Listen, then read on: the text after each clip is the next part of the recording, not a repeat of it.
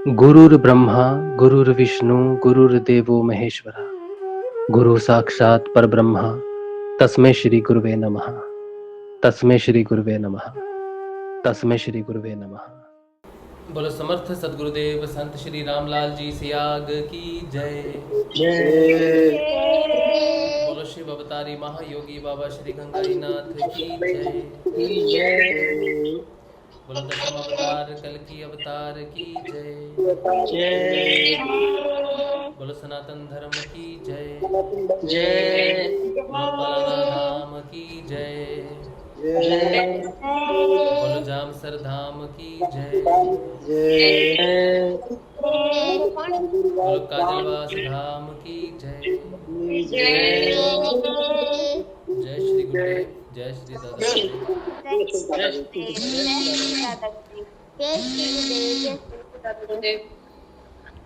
Okay, तो जय श्री गुरुदेव आप सबको। आज जो गुरुदेव रामलाल जी से की सिद्धियों की बात हम करते हैं रोज़, जिससे परिवर्तन की बात करते हैं हम लोग। और आज का जो विशेष प्रोग्राम रहता है शनिवार को, वो रहता है कि बच्चों के साथ हम सिद्धियों की बात करते हैं, सिद्धियों के बारे में उनका जो समर्पण है उसकी बात करते हैं। गीत भक्ति संगीत जो भी गुरुदेव के लिए प्रिपेयर करते हैं उसकी बात करते हैं। एक मिनट, मैं सुशीला जी का माइक म्यूट कर देता हूँ। हाँ, तो उसकी बात करते हैं। आज जो शुरू कर रहे हैं हम लोग बच्चों के लिए, बच्चों के साथ जो नई श्रृंखला जो शुरू हो रही है आज इस प्रोग्राम में, वो है पतंजलि अष्टांग योग के बारे में जानकारी। पतंजलि अष्टांग योग जो है वो गुरुदेव ने इसकी कई बार इसकी व्याख्या की है कि पतंजलि अष्टांग योग को मूल रूप दे रहा हूँ। तो योग और वेदांत दोनों मिलके जो है ये पूर्ण योग बनते हैं। योग जो है ये तो आप सब कर ही रहे हो, जो सिद्ध योग है अपने आप होने वाला योग है, ये सारे के सारे आप कर रहे हो।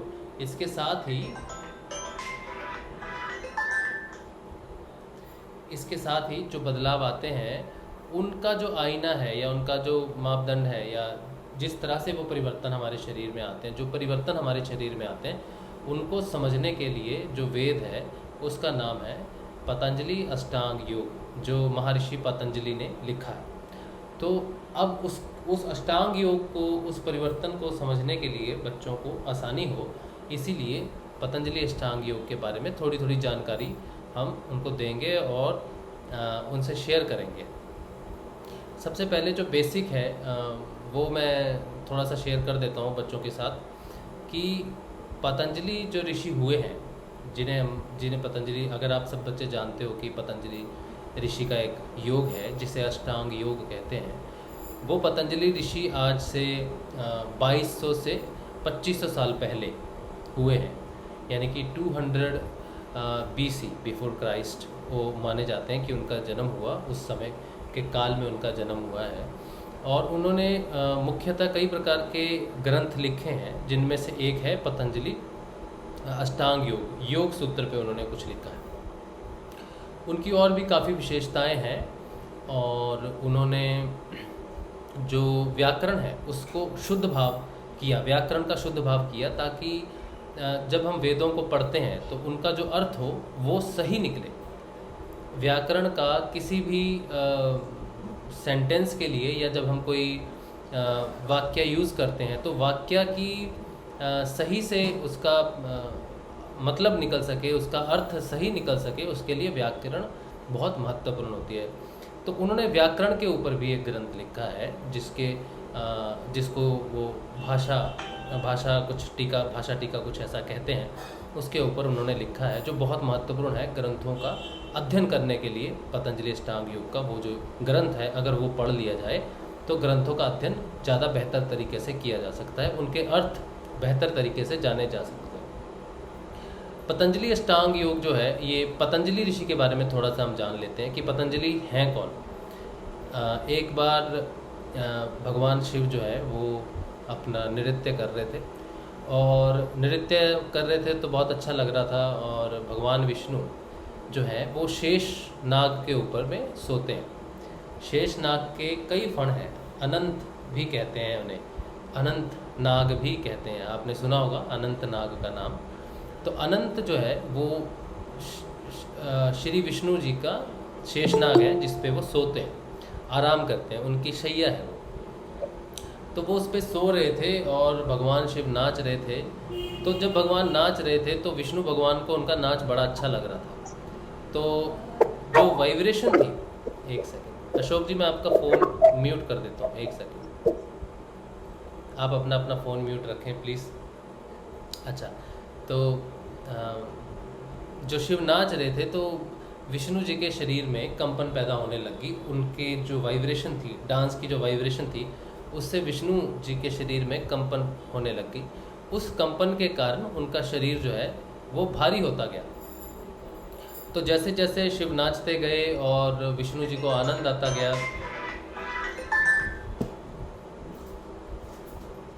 विष्णु जी को उसका आनंद आता गया और विष्णु जी का शरीर भारी होता गया। तो अनंत को, यानी कि जो शेषनाग हैं जिन पर वो शैया सोते हैं, उनके लिए जो है विष्णु जी का भार बढ़ता गया और अब असहनीय हो गया। अब इतना ज़्यादा भार बढ़ गया विष्णु जी का कि उनको सांस लेनी मुश्किल हो गई। उनकी जो वो जो शेषनाग है उनका सांस लेना मुश्किल हो गया बहुत ज़्यादा।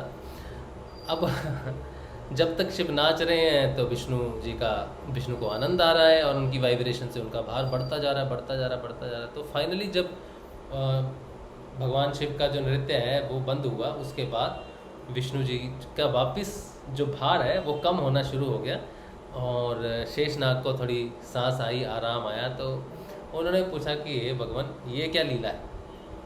ये शिव का नृत्य देख के ऐसे आपका भार बढ़ने लग गया, तो ये चीज़ तो उन्होंने उनको कहा कि उनके नृत्य को उन्होंने कुछ डिफ़ाइन किया उनके बारे में और कुछ योग का नाम उन्होंने बोला।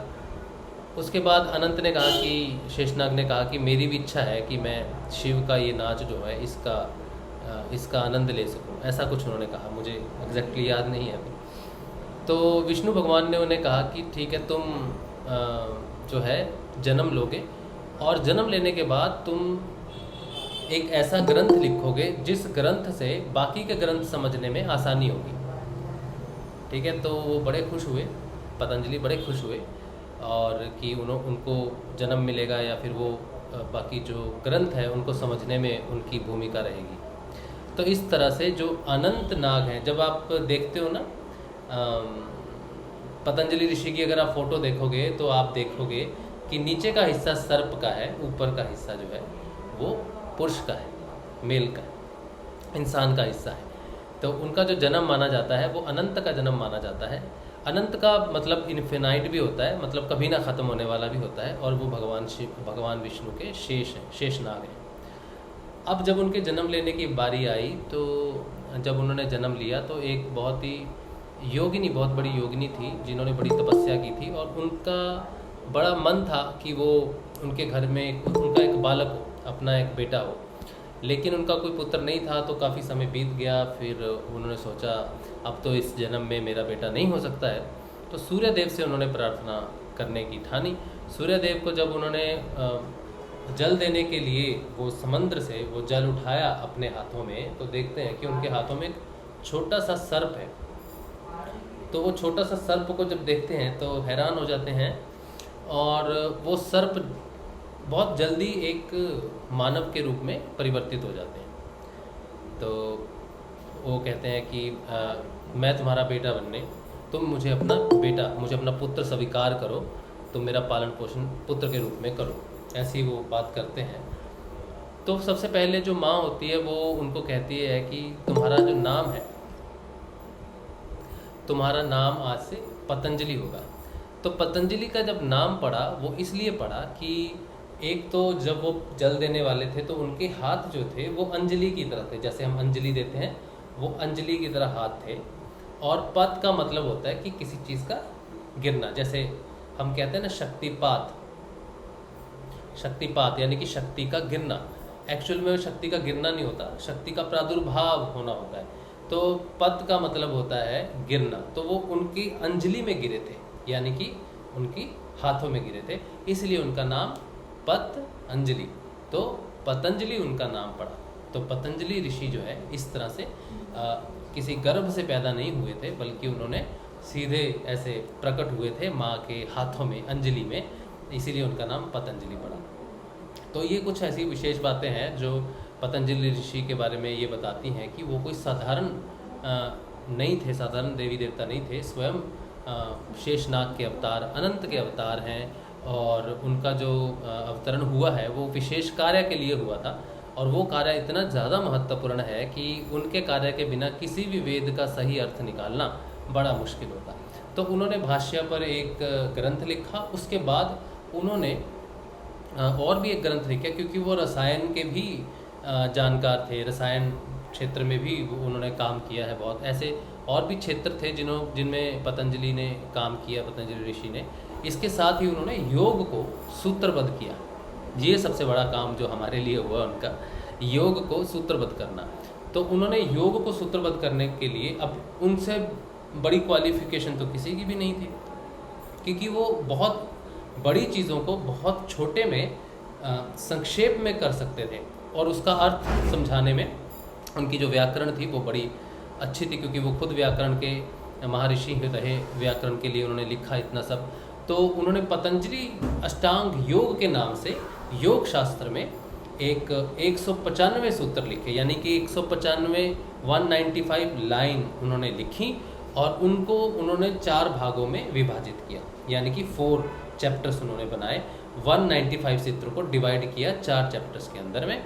उन 4 चैप्टर्स के नाम उन्होंने दिए समाधिपाद, साधनपाद, विभूतिपाद और कैवल्यपाद। ये 4 उन्होंने अलग अलग चैप्टर्स बनाए, जिन्हें हम पाद कहते हैं, और उनमें अलग अलग सूत्रों को रख दिया।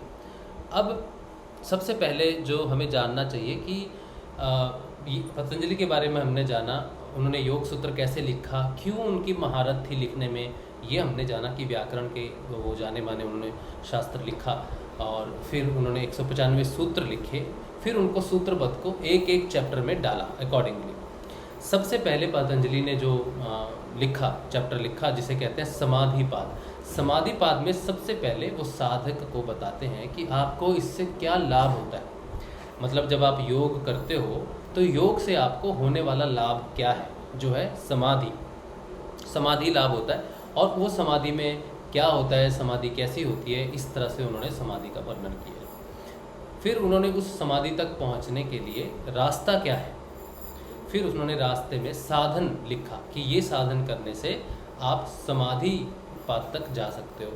फिर विभूतिपाद उन्होंने लिखा। विभूतिपाद जो है वो आने वाले परिवर्तनों को लार्जर स्केल पे बताता है, यानी कि जब आप थोड़े गहरे चले जाते हो योग में, योग का आपको महसूस होना शुरू हो जाता है कि आपका योग हो रहा है, तो आपको विभूतिपाद में बहुत सारी चीज़ें हैं, परिवर्तन है जो आपको महसूस होना शुरू होता है।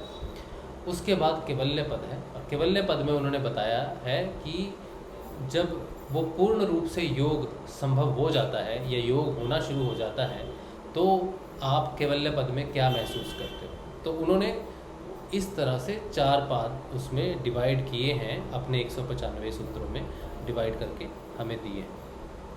अब हम इन्हें कहते हैं कि पतंजलि अष्टांग योग। अब इसको संक्षेप में 195 सूत्रों को लिख तो दिया, 195 सूत्रों को समझने के लिए कि ये 195 सूत्र जो है, इनको एकबद्ध करने के लिए, समझने के लिए ये किस लिए हैं और क्या चीज़ हैं और कितनी वेरिएशन, ये कितने बदलाव हमें बताते हैं 195 सूत्र।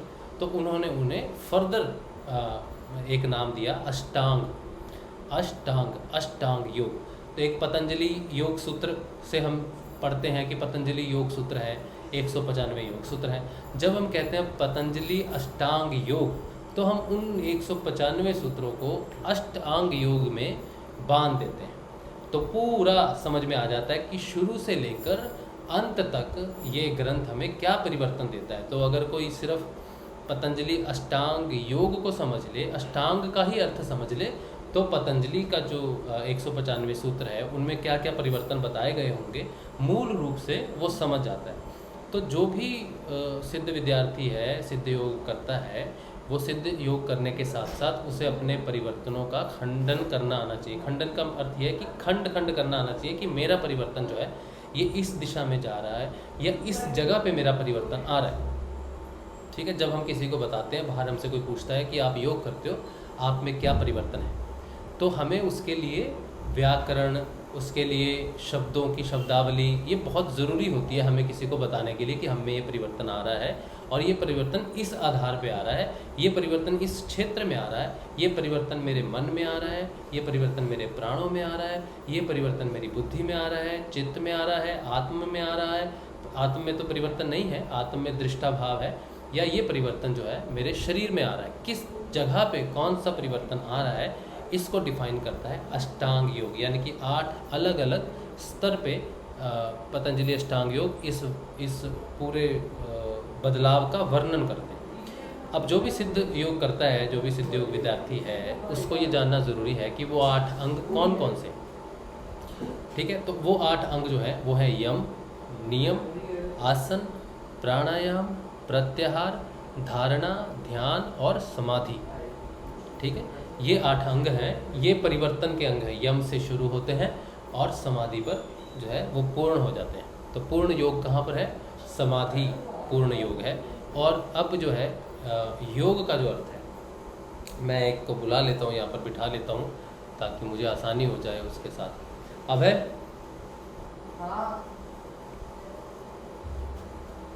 आ जाओ, इधर बैठ जाओ, इसको रख के आ जाओ।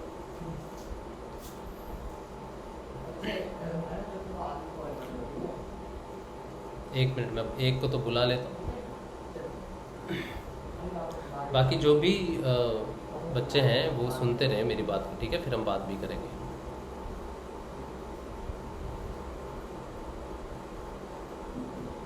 आ जाओ, यहाँ पे बैठो, चेयर लेनी तो चेयर तो बैठो। पतंजलि अष्टांग योग की हमने बात कर रहे हैं, बताया था मैंने आपको पतंजलि अष्टांग योग के बारे में। तो पतंजलि अष्टांग योग 8 अंगों का योग है। यम, नियम, आसन, प्राणायाम, प्रत्याहार, धारणा, ध्यान और समाधि। ठीक है, ये 8 अंग है। और पूरे योग शास्त्र, योग बुक जो है, उनकी जो ग्रंथ है, उसको 4 पादों में डिवाइड किया। समाधिपाद, साधनपाद, विभूतिपाद और केवल्यपाद। टोटल 195 सूत्र हैं। आपने सुना जो मैंने बताया शुरू में पतंजलि ऋषि के बारे में। पतंजलि ऋषि कौन थे, उनका कैसे जन्म हुआ, सुनी ये बात आपने? कहाँ थे, क्या कर रहे थे? तो बहुत इम्पोर्टेंट था, आप सुना क्यों नहीं? पतंजलि ऋषि कौन थे, कैसे उनका जन्म हुआ, सुनना चाहिए था ना। इम्पोर्टेंट है ना सैटरडे आज।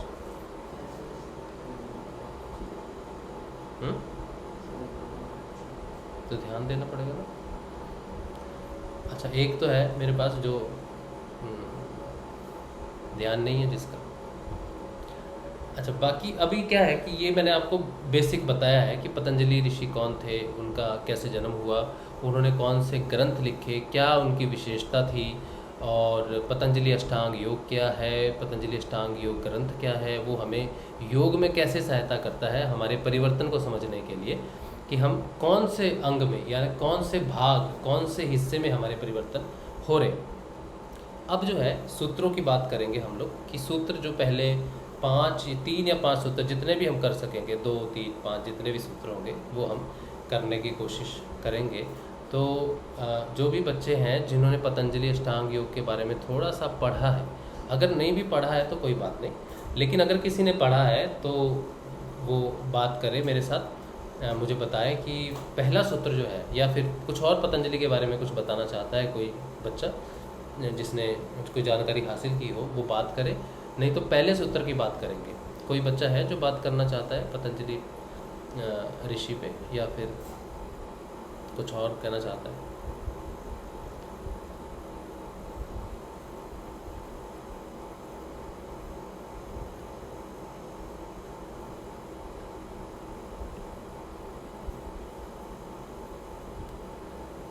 कोई नहीं बात करेगा?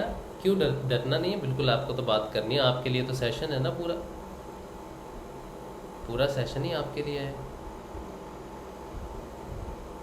आप सबको बात करनी पड़े, नहीं तो फिर मैं किससे बात करूँगा। आज तो बड़ों से बात नहीं करनी है, आज तो बच्चों का ही दिन है पूरा। सुखबीर,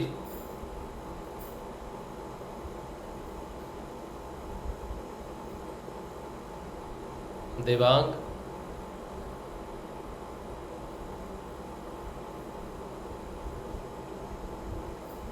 सोनी, जय श्री गुरुदेव। जय श्री गुरुदेव बेटा। हाँ, कहाँ से आप लोग? दिग्विजय। दिग्विजय। दिग्विजय, आज क्या चल रहा है डिस्कशन मालूम है आपको? पतंजलि अष्टांग योग। अभी तक जो मैंने बताया वो सुना आपने? नहीं, क्या कर रहे थे आप? मैं बैठा था। तो सुना क्यों नहीं? अभय का और आपका एक ही सिस्टम है, इसको इसने भी नहीं सुना तो क्या कर रहा? अच्छा, और कौन है? देवांग, बाकी भाई कहाँ हैं?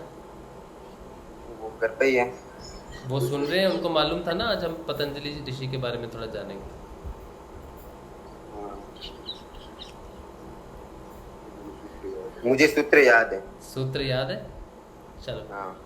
सूत्र बताओ फिर, पहला सूत्र क्या है? अथ योगानुशासनम। सूत्र 2 योग चित्त वृद्धि निरोध। सूत्र 3 तदा दृष्टो स्वरूपे अवस्थानम। सूत्र 4 वृत्त्यः सारोप्यम इतरत्र। सूत्र 5 वृत्त्यः पंचतयः क्लिष्टा अक्लिष्टाः। बस। तो पहला जो आपने बोला, पहला सूत्र, ये किस पाद में आता है? पता नहीं। 4 पाद मैंने बताया ना, 4 पाद हैं: समाधि पाद, साधन पाद, विभूति पाद और कैवल्य पाद। तो पहला जो सूत्र है वो समाधि पाद में आता है, मतलब कि योग से होने वाले फायदे। ठीक है, तो पहला आपने जो बोला है, पहला सूत्र वो है, क्या बोला है? अथ योगानुशासनम। हाँ, इसका अर्थ क्या है? अर्थ नहीं मालूम। अच्छा ठीक है, बैठ जाओ, अभी ध्यान से सुनना, ठीक है? हाँ। ठीक है, चलो, जय श्री गुरुदेव, बात करेंगे। हाँ, हाँ। जय श्री गुरुदेव, जय श्री गुरुदेव। अच्छा, और कौन है जो है क्लास में, योग क्लास में, पतंजलि ऋषि अष्टांग योग का जो आज हम जानकारी ले रहे हैं, और कौन सा बच्चा है जो बोलेगा पहला सूत्र? आपको याद है पहला सूत्र? अभी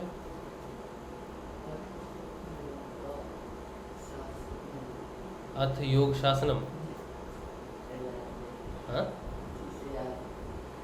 और कोई बच्चा है जो बोलेगा पहला सूत्र कौन सा है, उसका अर्थ बताओ। अथ योग अनुशासनम, इसका अर्थ कौन बताएगा? बच्चा बताएगा, बड़ा नहीं। हाँ, हेलो, कौन बताएगा? पहले सूत्र का अर्थ कौन बताएगा? काव्यांगी से पूछिए। किससे? काव्यांगी से? हाँ, अच्छा बताएगी। काव्यांगी, दिव्यांगी, कहाँ हो आप? और सारे बच्चे कहाँ हो आज? क्यों डर रहे हो बेटा? नहीं आता है तो नहीं आता है, अगली बार से अच्छे से याद करना है। ये कोई ऐसा तो है नहीं कि एग्ज़ाम है ना, कोई एग्ज़ाम नहीं है।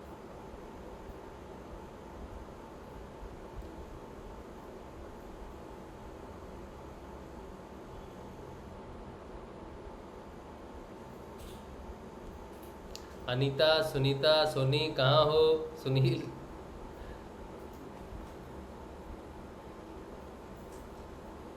जय श्री गुरुदेव। जय श्री गुरुदेव। क्या हुआ, आज याद किया है कुछ कि नहीं? कुछ पढ़ा है कि नहीं पढ़ा? बस कोई बात नहीं, अगर नहीं भी पढ़ा तो कोई बात नहीं। नहीं, याद नहीं हुआ, पढ़ा था। पढ़ा था, पहला सूत्र पढ़ा। अच्छा, जो अभी तक मैंने बोला है पतंजलि के बारे में, जो अभी तक बताया है इन्फॉर्मेशन, वो आपने सुना? शुरू से सुना सेशन? हाँ, शुरू से सेशन सुना आपने? पतंजलि किसके बता रहे हैं?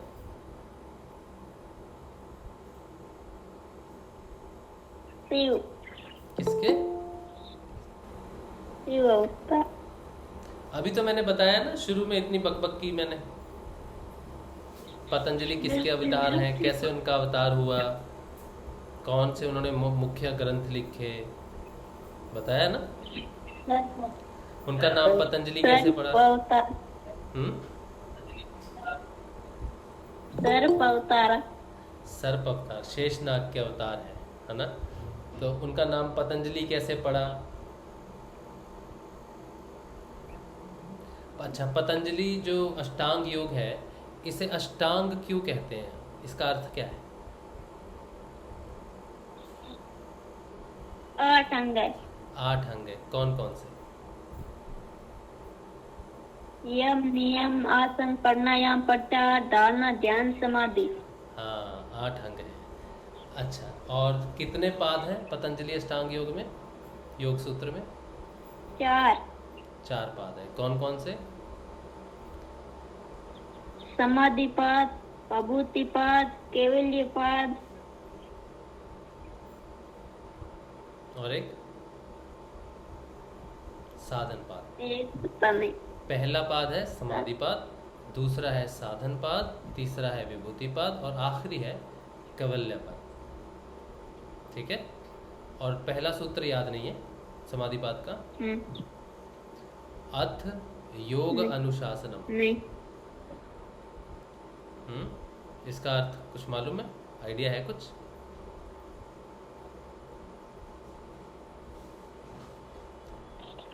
अथ योग अनुशासनम, इसका कुछ आइडिया है आपको? लेकिन बहुत अच्छा, आपने थोड़ा बहुत तो जानकारी ली है। नहीं। नहीं, ठीक है, अष्टांग योग के बारे में। ठीक है, तो अब अथ योग अनुशासनम का क्या अर्थ है? अर्थ मतलब अब जोर से बात करो, सबको सुनना अर्थ चाहिए। मतलब अब अर्थ अब योग अनुशासन का बोला था आपने। अनुशासन का क्या अर्थ है?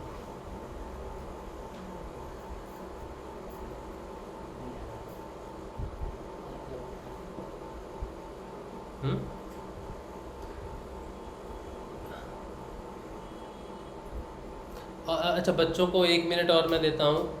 अथ योग अनुशासनम का अर्थ कोई बता सके तो। इस तरह से अगर हम पतंजलि अष्टांग योग करेंगे ना, तो हमें 195 सैटरडे लगेंगे। एक साल में 52 होते हैं मुख्य, और फिर हमें इस तरह से 4 साल लगेंगे अगर इतनी स्पीड से चलेंगे तो। अच्छी बात है, 4 साल का काम मिल गया अपने को गुरुदेव का।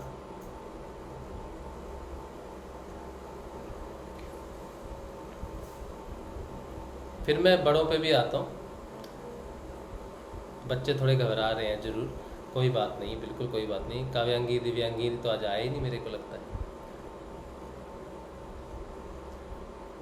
चिन्मयी, केशवी हो आप? बाकी बच्चे तो छोटे हैं, इसलिए मैं नहीं पूछ रहा हूँ उनको। जो बच्चे थोड़े समझ सकते हैं इस चीज़ को, मैं उनको पूछ रहा हूँ।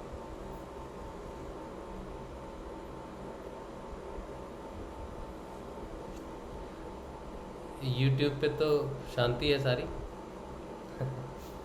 YouTube पे भी आना चाहिए आप सबको, जो लोग ज्वाइन करते हैं, जो वैसे ज्ञान चर्चा का हिस्सा बनते हैं। पतंजलि अष्टांग योग बड़ा महत्वपूर्ण है, ये बच्चों के लिए नहीं है, ये तो बहुत बड़ी अपॉर्चुनिटी है हम सबके लिए सीखने के लिए। और चलिए, कोई बात नहीं। अब जो बड़े हैं, जो महारथी हैं वो मुझे बताओ कि अथ योग अनुशासनम का अर्थ क्या है। ये मत बताना कि अब योग शुरू होता है ये मत बताना आंसर। अथ योग अनुशासनम, इसका अर्थ क्या है? बड़ा कोई बताना चाहेगा? अब योग शुरू होता है, बस ये मत बताना बाकी आपको बताना है कि इसका अर्थ क्या है। क्योंकि मैं क्यों पूछ रहा हूँ, ये क्यों बता रहा हूँ, ये बैठ जाओ कि पतंजलि अष्टांग योग के बारे में, जो पतंजलि ऋषि के बारे में जो हमने बात की, उनकी जो विशेषता है ना, वो व्याकरण के में इतने निपुण हैं, उन्होंने शास्त्र लिखा है कि बाकी के शास्त्रों का अध्ययन किया जा सके। तो वो जो कहते हैं संक्षिप्त में, उसमें बहुत सार छिपा होता है। अगर उसमें सार छिपा नहीं होता तो अलग अलग जो योगी आए हैं उनको अलग अलग व्याख्या करने की ज़रूरत नहीं पड़ती, किसी को ज़रूरत नहीं पड़ती अगर साधारण मतलब होगा। हर योगी, अगर हम 750 करोड़ लोग हैं पूरी दुनिया के अंदर में और अथ योग अनुशासनम को एक्सप्लेन करेंगे तो हमारी अपनी अपनी एक व्याख्या रहेगी। क्योंकि पतंजलि जी ने जो ये 2 शब्द लिखे हैं, ये कई शब्दों का मिश्रण है। अब ये कई शब्दों का मिश्रण है, इसकी जब हम व्याख्या करते हैं तो मूलतः 2 तरह से इसकी व्याख्या हो सकती है। एक तो कि हमने जो पढ़ा उसके हिसाब से कि अब योग शुरू होता है, और दूसरा ये कि हमने जो महसूस किया वो। तो पतंजलि अष्टांग योग जो है, इसको गुरुदेव ने कहा है कि मैं मूलत रूप दे रहा हूँ, यानी कि आपने वो अनुभव किया और पतंजलि ऋषि ने वो कहा। अब आपने क्या महसूस किया और पतंजलि जी ने उसको कैसे कहा, उसका वर्णन जो करेगा वही सिद्ध योग का असली विद्यार्थी है। वही सिद्ध योग को समझ सकता है, वही अपने अनुभव को समझ सकता है, वही पतंजलि अष्टांग योग को समझ सकता है, 195 सूत्रों को समझ सकता है। जो पहला सूत्र अपने अनुभव के आधार पर समझ सकता है वही पूरे पतंजलि सूत्रों को समझ सकता है, वरना उसकी व्याख्या बहुतों ने की है। आप उनकी व्याख्या पढ़ोगे, उन व्याख्या को आप याद भी कर लोगे, समझ भी लोगे उस समय, लेकिन फिर भूल जाओगे क्योंकि वो आपके अंदर नहीं है वो चीज़। आपने सिर्फ किसी दूसरे के बदलाव को पढ़ लिया है। तो बुक्स तो मेरे पास बहुत है, 2 तो यहाँ पढ़ी हैं, 2 सॉफ्ट कॉपीज़ हैं, फिर नहीं 3 सॉफ्ट कॉपीज़ हैं और भी हैं, तो बहुत है, व्याख्या बड़ी है। लेकिन बच्चों का ये जो कार्यक्रम है उनको समझाने के लिए आपको अनुभव चाहिए अपना, ठीक है। तो आप सबका अपना अपना अनुभव होगा, जो आप, मैं अकेला नहीं हूँ यहाँ पर। पहली बात मैं ये बता दूँ कि आपको भी मदद करनी है बच्चों की समझाने में, उनको आपके अनुभव क्या रहे हैं उसमें। चलिए नरहरि भाई कुछ कहना चाहते हैं, आइए भाई बताइए। जय गुरुदेव, जय श्री गुरुदेव। जय श्री गुरुदेव, जय श्री। मैंने ये जो आपने बुक पीडीएफ भेजी थी उसको पढ़ा था, उसी दिन पढ़ा था, इसका अर्थ पढ़ा था, लेकिन मैं इसका वो अर्थ नहीं बता के इसके शब्द के अर्थ को उस पर जोर देना चाहूंगा। अथ योगानुशासनम, इसे हम इस प्रकार से समझ सकते हैं कि योग है वो एक तो अनुशासन का विषय है। अनुशासन के बिना योग नहीं हो सकता। अनुशासन की व्याख्या हम ये कर सकते हैं कि एक सुव्यवस्थित योग को व्यवस्थित पंक्तिबद्ध किया पतंजलि जी ने। उस पंक्तिबद्ध करने की शुरुआत वो पहला सूत्र हमें सिखाता है कि योग को सिस्टमेटिक, स्टेप बाय स्टेप उसको किसी शास्त्र में लिया गया है, वो पतंजलि अष्टांग योग है। और इस पुस्तक में ये सूत्र बताता है कि अनुशासन के बिना योग नहीं हो सकता। अनुशासन हमें ये भी बताता है कि यह यम का विषय है। यम समय को प्रतिपादित करता है और समय है वो ही समय का ही अनुशासन होता है। अनुशासन को हम ऐसे भी समझ सकते हैं जिसे हम सिस्टेमेटिक करना, किसी चीज को सिस्टेमेटिक करना। तो अब हम योग के सिस्टेमेटिक करने की शुरुआत करते हैं और समय की महत्वता को समझकर इसे प्रारंभ करते हैं। इसको इतना मैं समझ सकता हूँ। ये बहुत सही है, बहुत अच्छा आपने कहा कि अनुशासन, अथ योग अनुशासनम, मतलब अनुशासन में रहना ज़रूरी है अगर आपको योग की तरफ बढ़ता है तो। अच्छा, और कोई गुरु भाई गुरु बहन है जो इस सूत्र को थोड़ा और एक्सप्लेन करे? जी, तो गुरु भाई जय श्री गुरुदेव। जय श्री गुरुदेव देवेंद्र जी। मैंने इसको ऐसे समझा कि कोई भी मनुष्य है वो अलग अलग चीजों का योग है। जैसे मन है, बुद्धि है और भावनात्मक रूप से भी वो कई हिस्सों में बटा हुआ है। उसके जितने भी हिस्से हैं उन सबको शुद्ध करने के लिए एक अनुशासन में लाना जरूरी है, जिससे वो अपने ऑप्टिमम रूप में प्रकट हो सके और उनका ज्ञान प्राप्त हो सके। यही योग है और यही पतंजलि का मुझे सूत्र लगा कि जितनी भी व्यक्ति के अलग अलग हिस्से हैं उन सबको अनुशासन में लाना अनुशासन में लाने की शुरुआत बता रहे हैं पतंजलि अब हम कर रहे हैं। मेरे ख्याल से ये समझ में आता है।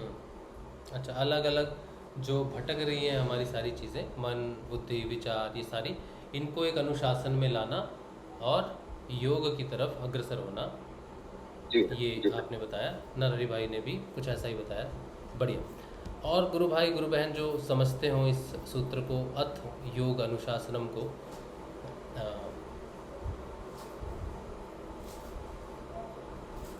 कई कुछ एक बुक्स में ऐसा भी लिखा जाता है कि जो पहला सूत्र है वो एक्चुअली समाधिपाद का हिस्सा नहीं है, क्योंकि ये शुरू हो रहा है, योग शास्त्र शुरू हो रहा है, इसीलिए ये सूत्र महत्वपूर्ण है, इसीलिए इसको पहले सूत्र के रूप में रखा गया। लेकिन मेरा अपना मानना है, पर्सनल मानना है कि ऐसा नहीं है, कि ये समाधिपाद का हिस्सा नहीं है। अनुशासन जो है वो भी बहुत ही एक महत्वपूर्ण शब्द है। अनुशासन यानी कि अपने शासन में लेके आना, अपने शासन, ये भी बहुत महत्वपूर्ण है। इसके ऊपर भी मैं समझता हूँ कि अगर विचार किया जाए तो ये अपने आप में बहुत महत्वपूर्ण शब्द है। अनुशासन, अपने शासन में लेकर आना। अभी तो बिखरे हुए हैं सब कुछ, उसको अपने शासन में लेके आना। जितने भी हमारे बिखरे हुए हैं हिस्से हैं, वो उसकी शुरुआत जो है वो पतंजलि कर रहे हैं। ये पहला सूत्र है। अभी और भी बहुत रस निकलेगा इसमें से। जितना सिंपल, मैंने आपको शुरुआत में कहा कि पहला सूत्र अगर आप समझ जाओगे तो 195 सूत्र जो है वो अपने आप बोलने लग जाएंगे। हर पाद का पहला सूत्र बहुत महत्वपूर्ण है, बहुत ज़्यादा महत्वपूर्ण है। पूरी डेफिनेशन ही उस सूत्र में आ जाती है, सारी की सारी। तो पहला सूत्र सिर्फ इतना नहीं है कि अब योग शुरू करते हैं, ठीक है, या अब योग की शुरुआत होती है। ये तो मतलब आप यहाँ से पतंजलि ऋषि की महानता, उनके ज्ञान का अंदाज़ा लगा सकते हैं कि उन्होंने इन दो शब्दों में क्या पिरो के दिया है, ठीक है। अब ये सारी चीज़ें जो है, जो हम बात कर रहे हैं कि ये अनुशासन में लाना सारी चीज़ों को, या इस तरह से योग अथ योग अनुशासनम है, ये बहुत अच्छी है। और भी कुछ है इसमें, और भी कुछ है जो ऐड कर सकते हैं। कोई और गुरु भाई गुरु बहन जो इस पे कुछ कहना चाहे, बोलना चाहे, इसका अर्थ थोड़ा और विस्तृत करना चाहे। देखो, अपने आप अगर आप इसको समझोगे ना और एक्सप्लेन करोगे ना, तो ये आपको साधना में बहुत मदद करेगा। पतंजलि अष्टांग योग ऐसे ही मेंशन नहीं किया गुरुदेव ने। अगर आप उसको समझ जाओगे तो साधना बहुत क्लियर हो जाएगी। किसी से पूछना ही नहीं पड़ेगा कि मेरी यात्रा क्या चल रही है, कहाँ चल रही है, मेरा ध्यान नहीं लग रहा, या फिर मुझे ये नहीं हो रहा, वो नहीं हो रहा। ये सारे प्रश्न जो हैं ये ब्लैक होल में चले जाएंगे हमेशा के लिए, आप मुक्त हो जाओगे उनसे। तो इसीलिए बहुत ज़रूरी है, इसीलिए समय देना ज़रूरी है। अगर हम समय ले रहे हैं ना, तो ये अपने लिए अच्छी बात है। अगर फटाफट उसको बोल के निकल जाएंगे तो कोई अर्थ नहीं है। ये बच्चों के कारण जो एपिसोड शुरू हुए हैं, ये सबके लिए बहुत ज़रूरी है, और बच्चों के लिए तो खास ज़रूरी है। बच्चों को तो सुनना है कि अर्थ योग अनुशासन का अर्थ जो अभी तक बताया गया है वो ये कि अपनी इंद्रियों को, अपने मन को, प्राण को, बुद्धि को, सबको अनुशासन में लाकर योग के लिए तैयार हो जाना, ये पहला सूत्र कह रहा है। और इसके साथ कुछ और थोड़ी मैं चाहता हूँ विस्तृत व्याख्या हो, अगर कोई कर सकता है या कोई बता सकता है इसके अलावा, तो बड़ी अच्छी बात होगी। 1-2 मिनट और लेते हैं और फिर बात करते हैं इस पर, नहीं तो फिर आगे बढ़ेंगे। यूट्यूब पे मैं देख लेता हूँ अगर कोई कुछ कहना चाहता है तो। सुमित कुमार कह रहे हैं, भैया आप मुझे आप ऐप का लिंक शेयर कर सकते हैं जिस गुरुजी परिवर्तन हो। एक मिनट, किसका माइक खुला है? गोयल जी, आप बात करना चाहते हो? जय गुरुदेव। जय गुरुदेव। अनुशासन में मन बुद्धि वाला तो है ही है। हाँ। अनुशासन ये भी है, साथ में अगर हम मेडिटेशन में हैं, टाइम जैसे फिक्स किया हुआ है तो उसमें ही होना चाहिए। और फायदे अगर नहीं भी कर पाए, इमरजेंसी है तो आगे पीछे जरूर करना चाहिए, मतलब लुक ना हो, नित्य। हाँ जी, नित्य। जैसे गुरुदेव की मतलब आज्ञा है तो उसी में ही करना चाहिए। तो ये अनुशासन की एक बहुत बड़ी वो है कि उसमें होना चाहिए कि भाई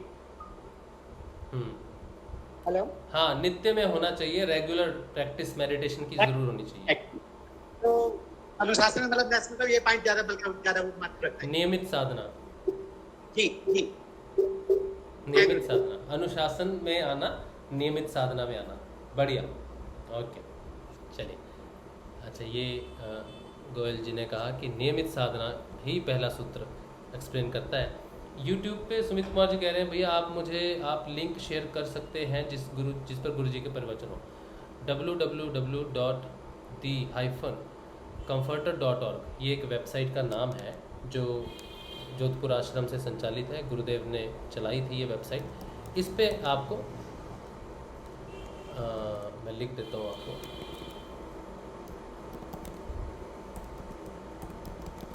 comforter.org। इस पे आपको गुरुदेव के सारे वीडियोस क्लियर HD क्वालिटी में मिल जाएंगे और भी बहुत कुछ मटेरियल आपको इस वेबसाइट पे मिल जाएगा। सुमित, आप इस वेबसाइट को चेक कर सकते हो, ठीक है। अच्छा, लीलाम सिंह जी जय श्री गुरुदेव कह रहे हैं। उसके बाद भैया जी बुक्स के भी लिंक भी शेयर कर दीजिए जो गुरुदेव जी ने लिखी हैं। वो तो अभी समय चला जाएगा उसमें, 1 मिनट मैं देखता हूँ अगर वो है तो।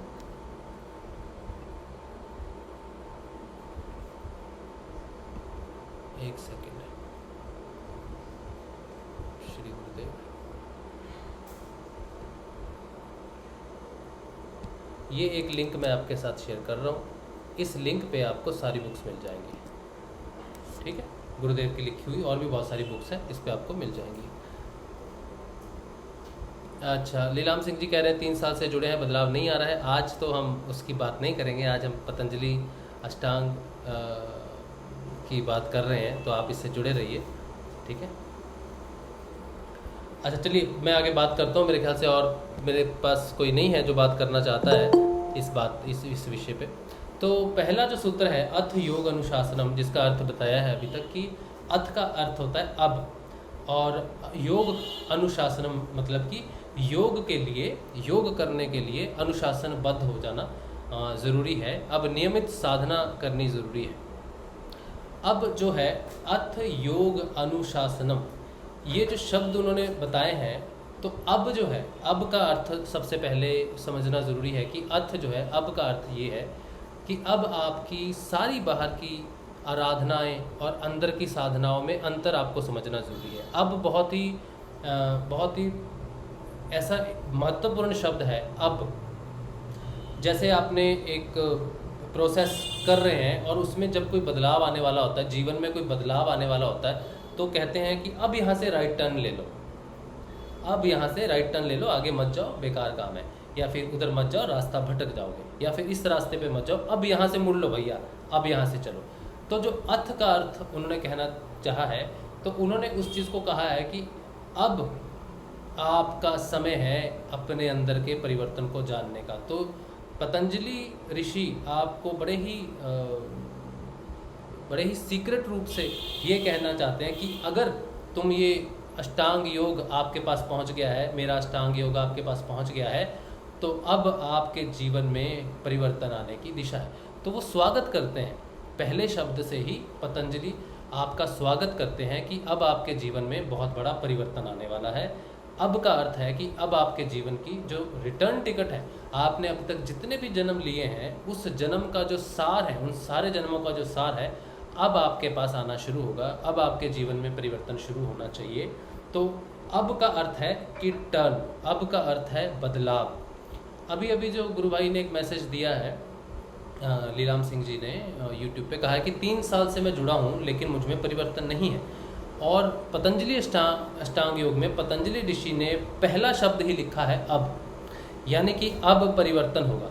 इसके साथ ही अगर आप गुरुदेव की वाणी लें तो गुरुदेव ने पहले सूत्र के बारे में कहा है कि इससे पहले जितनी भी आराधनाएं हो रही थी उसमें कोई क्रियात्मक बदलाव नहीं था, लेकिन अब जो चीज़ आपके सामने आई है, जो योग, जो सिद्ध योग की बात मैं आपको दे रहा हूँ, सिद्ध योग की दीक्षा मैं दे रहा हूँ, अब आपके जीवन में परिवर्तन होगा। उन्होंने एक अंटायर कहा है कि अभी तक जितनी भी साधनाएं बाहर हो रही थी, क्रियात्मक बदलाव नहीं था, अब समय है बदलाव का।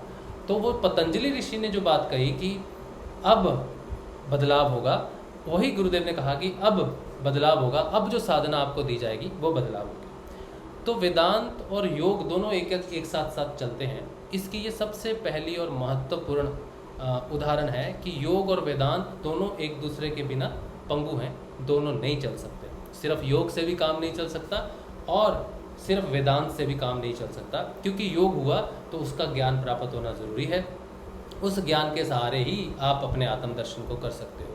तो एक तरफ है पतंजलि ऋषि और एक तरफ है रामलाल जी सियाग। रामलाल जी सियाग आपको अनुभव दे रहे हैं, वो दे रहे हैं जो पतंजलि लिख रहे हैं। तो गुरुदेव ने कह दिया कि मैं आपको पतंजलि को मूर्त रूप दे रहा हूँ। तो इसमें बड़ी साक्षात सी बात है कि एक एक शब्द जो हम पढ़ेंगे उनको गुरुदेव जो है वैसे ही आपके सामने प्रस्तुत करेंगे।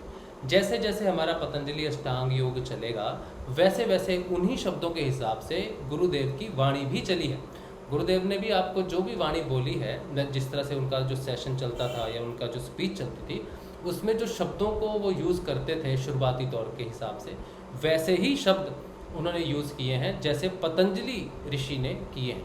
लेकिन उन्होंने योग को डिफाइन करते हुए करे हैं और उन्होंने उस योग को सूत्रबद्ध करके भाषा से, व्याकरण से आपको समझाने की कोशिश की है। दोनों में कोई भी अंतर नहीं है, इसीलिए दोनों एक दूसरे के पूरक हैं।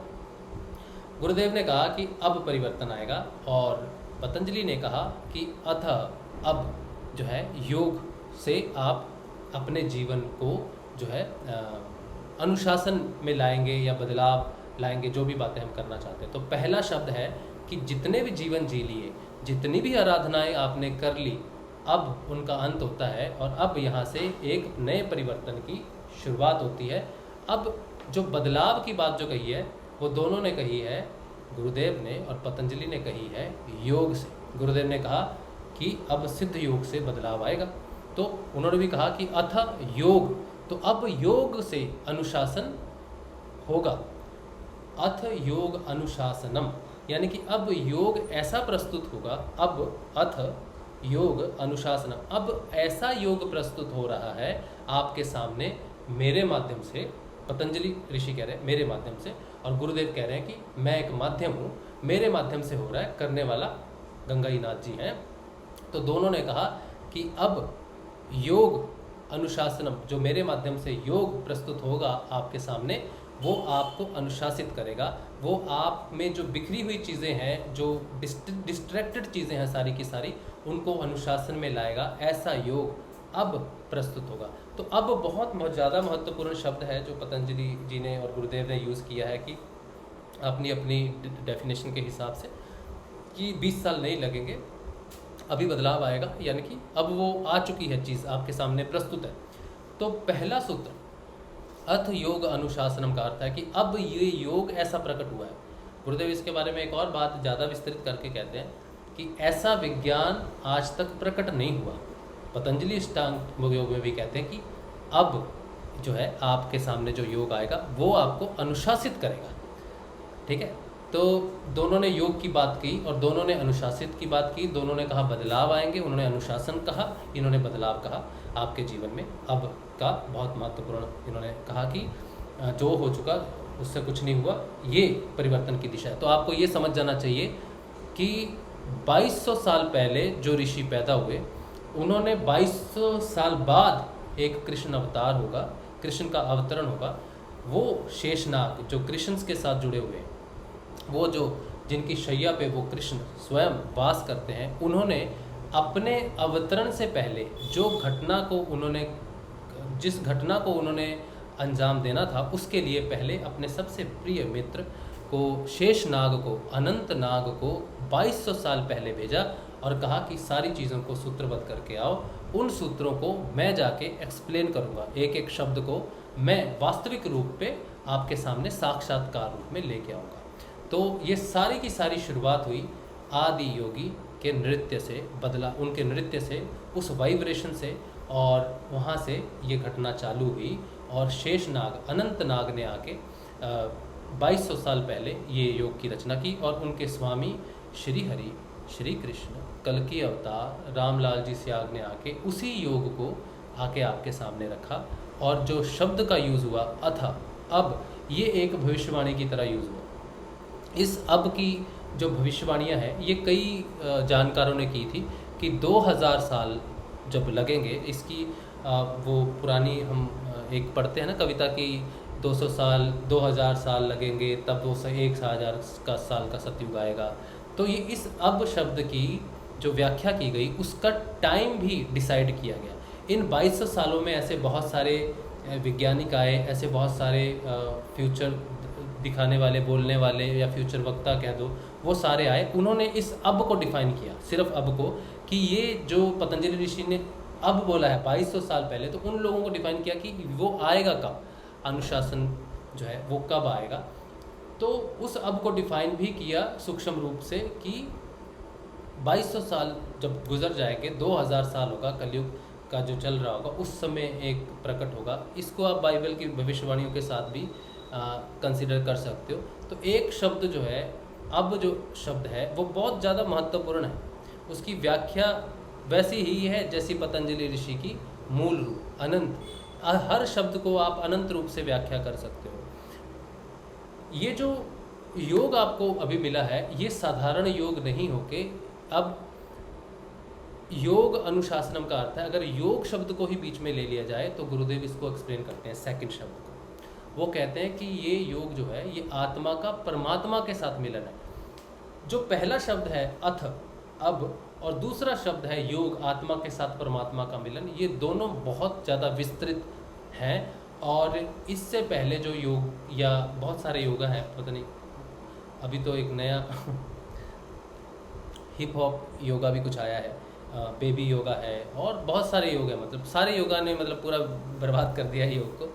तो उन्होंने जो योग अभी दिया है, योग का अर्थ है आत्मा का परमात्मा के साथ मिलन का समय जो है। आम जनता के लिए जो हम लोग हैं इस समय, बिल्कुल साधारण मनुष्य हैं, बिल्कुल जिन्हें कुछ नहीं पता या कुछ ज्ञान नहीं है, कुछ भी हमें पता नहीं है, उनके लिए ये आज मूर्त रूप ले रहा है। क्योंकि मूर्त रूप पहले पतंजलि अष्टांग योग को इस स्तर पे नहीं दिया गया, इसलिए ये जो शब्द है कि मूर्त रूप दे रहा हूँ, ये डिफाइन करता है अब को और उन सारी भविष्यवाणियों को और योग को कि आत्मा के परमात्मा के साथ मिलन होने का समय इसी समय निर्धारित किया गया था प्री प्लानिंग के साथ। जो देख रहे हो ये प्री प्लान्ड पिक्चर है। तो पहला जो सूत्र है अथ योग अनुशासनम, ये समय को डिफाइन करता है और दोनों का ये डिफाइन करता है कि आज तक जो बदलाव नहीं आया, अब वो बदलाव आएगा, योग से आएगा, और उस योग को आत्मा का परमात्मा के साथ मिलन वाला योग कहा जाएगा, जो आपको अनुशासित करेगा, आपकी हर चीज़ को अनुशासित करेगा। अब किसको अनुशासन करना है? अनुशासन करेगा यम को, नियम को, प्राण को, प्राणायाम, उसके बाद क्या है आसन, यम नियम आसन प्राणायाम प्रत्याहार, ये 5 क्या है? इंद्रियाओं को अनुशासित करेगा, आपके शरीर को अनुशासित करेगा, आपके प्राणों को अनुशासित करेगा, आपके यम यानी कि आपका जो कार्य करने का ढंग है उसको अनुशासन में लाएगा। अब ये जो यम और नियम सोच को और कार्य करने के ढंग को जो नियम में लाएगा, ये है समाधि की पहली सीढ़ी। अनुशासन का अर्थ है समाधि की तरफ जाने वाली पहली सीढ़ी, यानी कि जो परिवर्तन आप में सबसे पहले आपको महसूस होगा वो आप जो वॉल क्लॉक के साथ जुड़ गए थे, जो हमने बात की थी कि हमने अपने दिन और रात को बदल दिया। प्रकृति अपने दिन और रात करती है, करने दो भैया, तुमने जब सूर्य उगाना है उगाओ, मैं जब उठूंगा तब उठूंगा, मैं जब सोऊंगा तब सोऊंगा। अब जब आप योग करना शुरू करोगे, आत्मा के साथ परमात्मा का मिलन करना शुरू करोगे, तो ये आपको अनुशासन में लेके आएगी, यानी कि उस वॉल क्लॉक से या उन चीज़ों से, जिन चीज़ों से जुड़ के आपने प्रकृति से तोड़ा है। क्योंकि प्रकृति के साथ जुड़ोगे नहीं तो उसका रहस्य मालूम नहीं होगा, उसका रहस्य मालूम नहीं होगा, क्योंकि समाधि में जा नहीं पाओगे। तो समाधि में जाने के लिए प्रकृति के साथ आना जरूरी है, क्योंकि रहस्य उसी का जानना है आपको। तो अनुशासन में आएगा यम, अनुशासन में आएगा नियम, अनुशासन में आएगा आपका शरीर, अनुशासन में आएगा आपका प्राण, अनुशासन में आएंगी आपकी इंद्रियां, जिसके अधीन मन है, उस मन की स्वतंत्रता होगी। तो ये सारा जो अनुशासन का जो वर्ड है, ये 8 अंगों को पहले ही सूत्र में पूरा एक्सप्लेन करते हैं ऋषि पतंजलि ऋषि, और गुरुदेव ने यहाँ पे कह दिया कि पहले 5 सूत्र अनुशासन में स्वयं आ जाएंगे, उसके लिए तुम मेरा नाम जपो। क्योंकि ये ज़रूरी था कि अगर किसी गुरु का अवतरण होता है, भगवान का अवतरण होता है, तो वो हमें इनको अनुशासन हम नहीं कर सकते अपनी तरफ से। अगर ये अब वही अब है कि तू आएगा बदलाव लाने के लिए, तो तू ही है जो इसको अनुशासित करने का ढंग देगा, रास्ता देगा। पतंजलि ने तो लिख दिया, अब वो कौन सा टाइम है, तू आएगा, वो क्या चीज़ देगा। तो नाम जाप से गुरुदेव ने कहा परिवर्तन होगा, तो उन्होंने अपने ही नाम का हमें मंत्र दिया, कृष्ण का मंत्र दिया, जिससे परिवर्तन शुरू अपने आप होने लग गए। पहले 5 अंग अपने आप सिद्ध होने शुरू हो गए, अपने आप अनुशासन में आने शुरू हुए, ठीक है। और ये अनुशासन में आते आते प्रकृति के साथ मेल होना शुरू हो जाएगा और सारे परिवर्तन घटित हो गए। और पतंजलि अष्टांग योग की तरफ पहला कदम, समाधि की तरफ पहला कदम उठने वाला है। अब योग अनुशासन करेगा, ऐसा योग आएगा जो अनुशासित करेगा आपको। तो ये एक भविष्यवाणी की तरफ भी है जो 2200 साल पहले की गई थी। इसको डिफाइन अलग अलग बुक्स में अलग अलग तरह से किया कि अब योग शुरू होता है, चलो अब बैठ जाते हैं योग के लिए, चलो ये पहला सूत्र है, चलो यहाँ से शुरू होता है। ये सिर्फ हठ योग में सिर्फ ये नहीं कहता कि मैं अब शुरू होगा, ये डिफाइन करता है समय को, किस समय होगा, वो कौन सा योग होगा, वो कौन सा अनुशासन होगा अष्टांग अंगों का जो समाधि तक लेके जाएगा। तो सबसे पहला सूत्र समाधिपात के लिए सबसे ज़्यादा बेहतर और बहुत बहुत बड़ी व्याख्या है, कर सकते हैं इसकी, कि योग की शुरुआत समाधि की तरफ बढ़ने का पहला कदम है।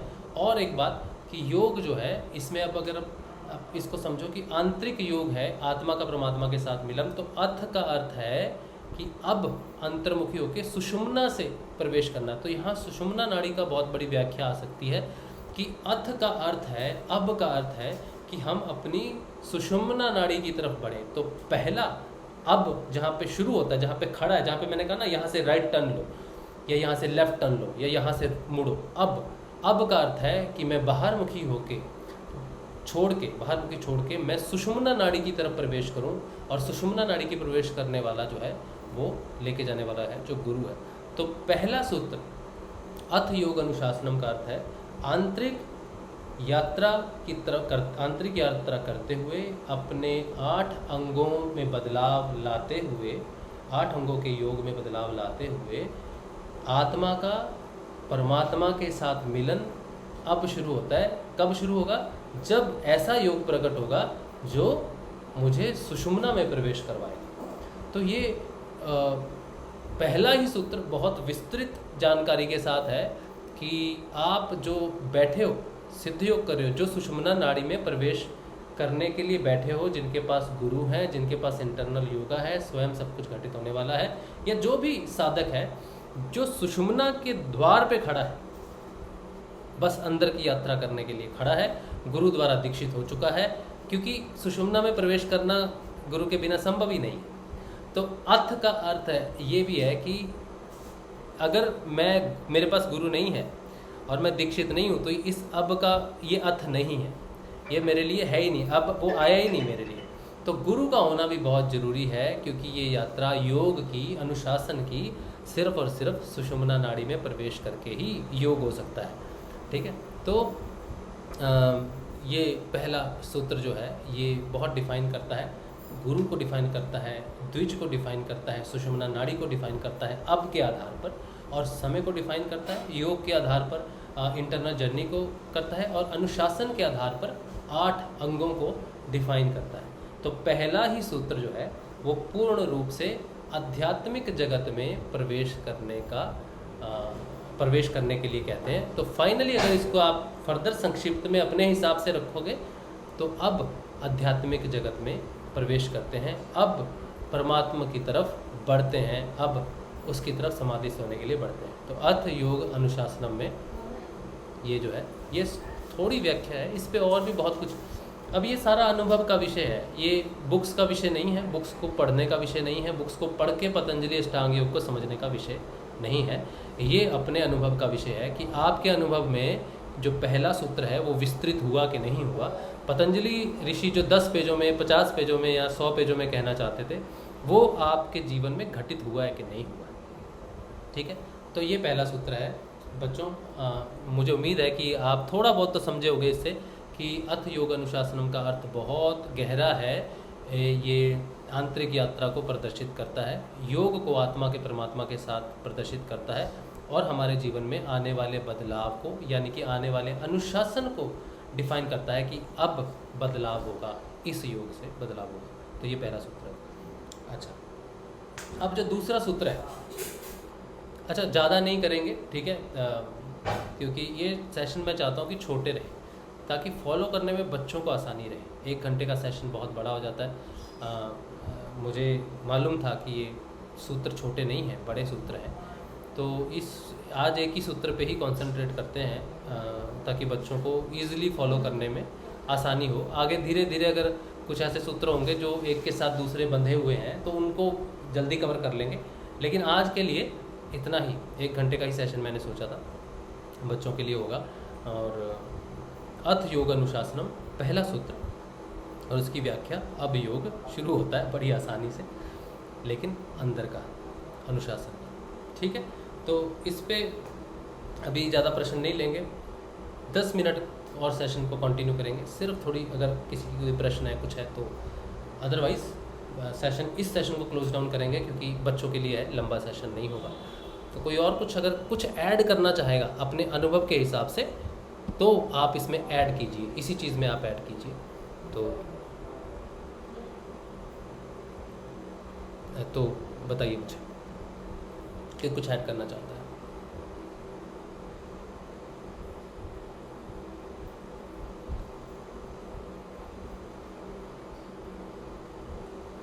अच्छा, एक मनोज सजवान जी कहते हैं कि अनुशासन मतलब उन सभी कार्यों को छोड़ना जो साधना में बाधक हैं।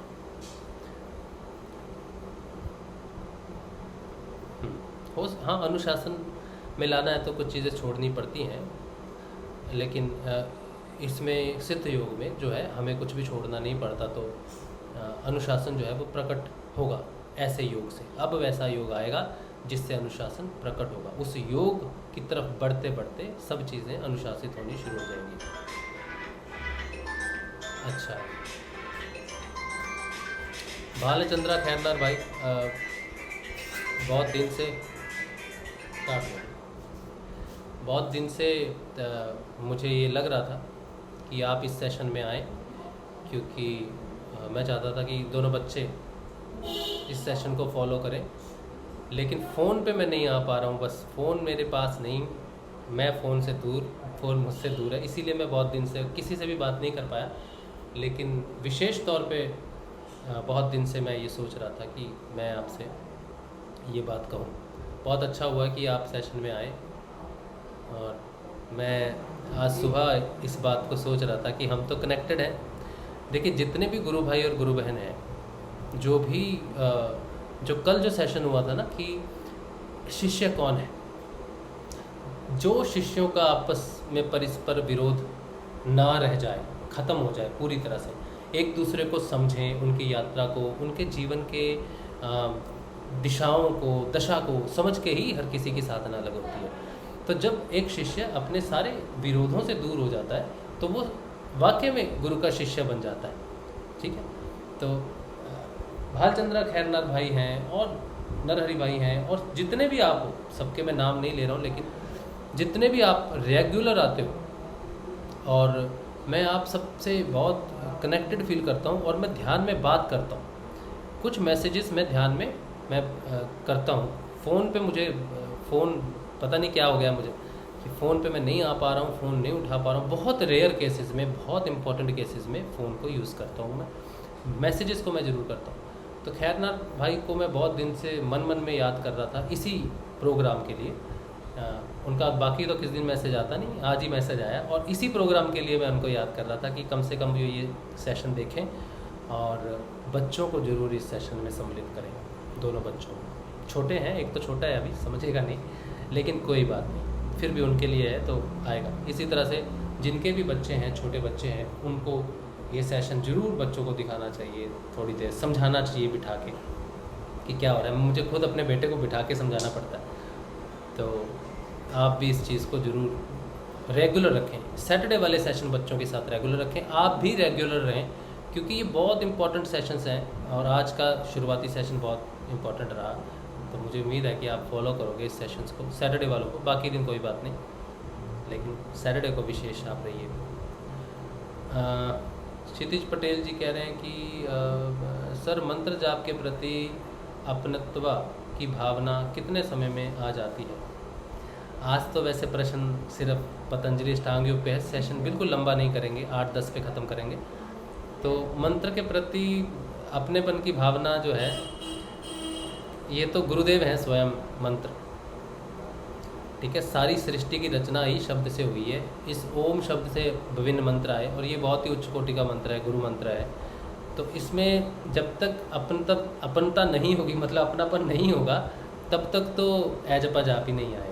तो जब तक ऐजपा जाप नहीं आएगा तब तक परिवर्तन नहीं आएगा। गुरुदेव ने साफ कहा है कि परिवर्तन ऐजपा जाप से ही शुरू होगा। तो आप जपो इस मंत्र को और ज़रूर आएगा अपनापन इससे। अमर कला जी कह रही है, गुरु भाई मुंह में गले तक बहुत ज़्यादा छाले हो गए हैं, क्या ये भी योग में शामिल है? मुंह में छाले होते हैं बहुत बार, जब कोई रोग हमारे शरीर में हो तो शरीर की गर्मी बहुत ज़्यादा बढ़ती है, ताकि उस रोग या कीटाणु को या किसी चीज़ को जलाया जा सके। ये बेसिक है, ठीक है। मुंह में छाले होना, आजकल जो मुंह में छाले हो रहे हैं लोगों के, बहुत लोगों के छाले हो रहे हैं, वो किसी ना किसी तरह से जो है अपने आप को थोड़ा प्रोटेक्टिव रखें, कोरोना वायरस से प्रोटेक्टिव रखें, क्योंकि ये बॉडी का ऑटो रिस्पॉन्स सिस्टम भी है कि वो हीट बढ़ा देती है गले के एरिया में बहुत ज़्यादा, जिसके कारण भी छाले हो जाते हैं, ठीक है। मुंह में छाले हो जाते हैं, पूरा गला पक जाता है। ये बॉडी का रिप्लाई सिस्टम है वायरसेस के लिए। कोई भी वायरस आता है, ऐसा वायरस जिसको जलाने की ज़रूरत है, तो वो हीट पैदा करती है बॉडी, ठीक है। तो अगर वैसा नहीं है तो विशुद्धि चक्र में जब हम होते हैं तो विशुद्धि चक्र में भी थोड़ी बहुत प्रॉब्लम, गर्मी पैदा हो सकती है, लेकिन इसका कोई प्रमाण नहीं है। विशुद्धि चक्र में छाले पड़ेंगे, इसका कोई प्रमाण मेरे पास नहीं है, ठीक है। मैं जब इस चीज़ से गुजरा हूँ तो मुझे थोड़ा सा अनुभव वायरस का हुआ था। मैं आपको डराना नहीं चाहता हूँ, डरना नहीं इस चीज़ से बिल्कुल भी, लेकिन मुझे जो लगता था, मुझे जो मैंने फील किया है, बहुत लोगों को मुंह में छाले होते हैं, उनको कोरोना वायरस नहीं है, ठीक है। उनके मुंह में छाले हुए बहुत, और फिर ठीक भी हो गए 8-10 दिन में, 6 दिन में, 5 दिन में ठीक भी हो गए छाले मुंह के, ठीक है। तो वो योग का हिस्सा भी हो सकता है, लेकिन ये बॉडी क्यों करती है, छाले बॉडी क्यों बनाएगी इसको? अगर एक सेकंड, किसका माइक खुला है? हाँ, तो बॉडी क्यों रिस्पॉन्स करती है? तो वो अपनी डिफेंस सिस्टम है बॉडी का, ठीक है। तो आप अपना ध्यान रखें और घर में रहें, ठीक है। डरना भी नहीं है इस चीज़ से। एक मिनट, किसी का माइक ओपन हो रहा है, आप माइक प्लीज़ बंद कर लीजिए। गोयल जी, आप कुछ कहना चाहते हो? जय गुरुदेव। जय गुरुदेव। जो मुंह में छाले ना, जनरली पेट की वजह से होता है। पेट अगर इनको कॉन्स्टिपेशन वगैरह होगी तो हो जाता है, छाले बन जाते हैं। हाँ, आजकल ये बहुत देखने में आया है कि बहुत साधकों को छाले हो रहे हैं मुंह में। मणिपुर चक्कर की अग्नि बढ़ने से भी छाले हो सकते हैं, नो डाउट। मणिपुर में जब काम चलता है तो भी छाले होते हैं पेट, वो मुंह पे बहुत ज़्यादा, ये हो सकता है। लेकिन जय गुरुदेव। जय गुरुदेव। हाँ नारायण भाई। मेरे भी हुए, पहले हुए थे एक बार, तो उस समय भी काफी हुए थे, ठीक भी नहीं हो रहे थे काफी लंबे समय बाद। और अभी तो मेरे गर्दन से नीचे और अपना ये होता है ना, ये जो भोजन नली होती है, इसके अंदर पूरा चिल गया, मतलब मैं कोई मिर्ची वगैरह नहीं खा सकता। अच्छा। अभी मैं कह रहा, अभी मैं 15 दिन से बहुत परेशान रहा था। हाँ। तो उसमें मैंने कोई ट्रीटमेंट नहीं लिया है, क्योंकि क्रियाएं तेज होती है ना, तो मुझे कई बार महसूस हुआ है कि जब हमें ऐसी, एक तरह तो हमारे इधर राजस्थान में गर्मी बहुत है, हाँ। और क्रियाएं हो ही जाती है। हाँ। और जब क्रिया योग ज्यादा होता है ना, तो गर्दन की क्रिया भी ज्यादा होती है, तो अंदर हीट बहुत गर्मी हो जाए, उस समय तो हम उसको सहन कर लेते हैं, लेकिन शायद शरीर उसको नहीं सहन नहीं कर पाता है, तो उसमें छाले होते हैं। 2-3 बार मेरे हुए हैं। अच्छा। और अभी तो बहुत परेशान हुआ था मैं, पूरा मैं कुछ भी मिर्ची नहीं खा सकता, हल्दी नहीं खा सकता। तो उसके लिए मैंने फिर दूध होता है ना गाय का, हमारे यहाँ दूध मिल जाता है, तो सुबह सुबह चाय बंद कर दिया और दूध के अंदर शक्कर और पानी मिला के उसको 100 बार ऊपर नीचे किया जाता है। अच्छा। और उसको मैं पीता हूँ अभी पिछले 7 दिन से लगभग। अच्छा, दूध और का, ठंडे दूध का सेवन कर रहे हो? प्लेन दूध, गाय का दूध और उसके अंदर शक्कर और उसके अंदर पानी। अच्छा, शक्कर और पानी मिला के दूध का सेवन कर रहे हो? हाँ, और उसको हिलाना, 100 बार हिलाना उसको। अच्छा नरेंद्र भाई, आप शक्कर की जगह ना जो साकर आती है ना, हाँ, जो देशी साकर आती है उसका यूज कीजिए, वो ज्यादा ठंडक देती है। और अगर सौंफ जो है, अगर सौंफ गला दे साकर के साथ में और उस पानी को उसमें फिर एक्सट्रैक्ट करके मिक्स करे तो वो ज्यादा बेनिफिट करेगी। बराबर। हाँ, तो अभी मैं वही कर रहा हूँ। तो ये अभी मेरा ये चल रहा है और उसमें मैंने बिल्कुल आज चौथा दिन है मैं रोटी नहीं खा रहा हूँ। गेहूं की रोटी बंद कर दी है, 4 दिन हो गए। अच्छा। दूसरा कोई भी खाना है वो ले रहा हूँ, फ्रूट ले रहा हूँ और खान पान पूरा चेंज हो गया। मैंने बीच में भी बताया था ना, खान पान चेंज हो रहा है, क्या चल रहा है। तो और मिर्ची और हल्दी ये बिल्कुल हर सब्जी में, ब्रेकफास्ट में कहीं भी यूज नहीं हो रही है। अच्छा। तो मैं रिलीफ महसूस कर रहा हूँ। मैंने दवाई नहीं ली और उससे मैं ठीक हो रहा हूँ। अच्छा, पेट की गर्मी बढ़ गई बहुत ज़्यादा, यानी कि जो इतना छाला हो गया। हाँ, बहुत ज़्यादा। तो अगर इस समय फिर ध्यान बंद कर देना चाहिए, सिर्फ मंत्र जाप पे ही आप कंसंट्रेट करो या नाद पे कंसंट्रेट करो, अभी ध्यान मत करो फिर। बिल्कुल। तो बाकी जो गुरु बहन है हमारे कला जी, उनको भी यही सजेशन है कि अगर मुंह के छाले हुए हैं तो ध्यान अभी ना करें थोड़े दिन। पेट में गर्मी के कारण भी, मणिपुर चक्र के कारण भी छाले हो सकते हैं, क्योंकि मेरा भी उस समय मणिपुर चक्र बहुत ज़्यादा डिस्टर्ब हुआ था जब मुझे मुंह में छाले हुए थे। ठीक है, और 3-4 दिन छाले हुए थे, 4-5 दिन या सप्ताह भर मुझे परेशानी रही थी उन सारी चीज़ों की। तो आप ध्यान ना करें इस समय, शरीर में ऑलरेडी गर्मी है, मंत्र जाप और नाद पे ही कॉन्सेंट्रेट करें। ठीक है। अच्छा, विजय लक्ष्मी बरियार जी भी कह रही हैं कि हाँ, विशुद्धि में कुंडलिनी आने पर मेरे भी छाले हुए थे। तो विशुद्धि में इनका कहना है कि छाले होते हैं और मणिपुर चक्र से भी छाले होते हैं, क्योंकि पेट की गर्मी बहुत ज़्यादा बढ़ जाती है। उसके ऊपर हम साधना भी करते हैं, तो मणिपुर चक्र के कारण भी हो सकता है, विशुद्धि चक्र के कारण भी हो सकता है। ऐसे समय में मेरे ख्याल से ध्यान नहीं करना चाहिए थोड़े दिन के लिए, सिर्फ मंत्र जाप और नाद पे कंसंट्रेट करो। ठंडा खाना खाओ प्लीज़। दूध में पानी मिला के शक्कर का या जो भी नेचुरल चीज़ है मिठास के लिए, मिश्री वगैरह या कुछ भी ठंडा जो लगे आपको, वो आप उसका सेवन करें। ठीक है, और परहेज़ रखें। ये जो समय है ये थोड़ा सा बाहर निकलने का समय भी नहीं है, उससे भी अपना परहेज़ रखें। चलिए, आज का सेशन जो है छोटा रखेंगे, क्योंकि ये विशेष सेशन है, बच्चों के लिए है, वो अपना ध्यान कॉन्सेंट्रेट कर सकें उस चीज़ पे, इसीलिए छोटा सेशन रहेगा सैटरडेज़ का। आप सबको जय श्री गुरुदेव, जय श्री दादा गुरुदेव। जो लोग ध्यान कर रहे हैं सुबह शाम, वो ध्यान करें सुबह 6:30 बजे, शाम को 6:30 बजे। जय श्री गुरु। जय श्री गुरु। जय श्री गुरु।